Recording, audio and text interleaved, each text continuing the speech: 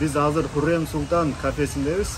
Жалал-Абад шаарында жайгашкан плазанын жанында, Жалал-Абадтын борборунда жайгашкан.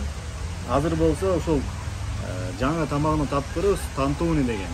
Бул өтө тез даярдалат экен. Азыр болсо ушул эттен даярдалган тантуунин даамын татып көрөбүз.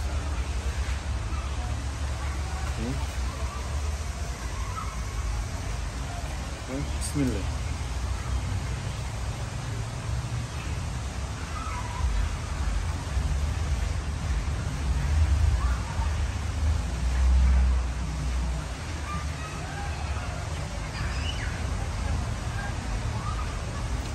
Даамы бошун экен, келип ушул даамын татып көрүңүздөр.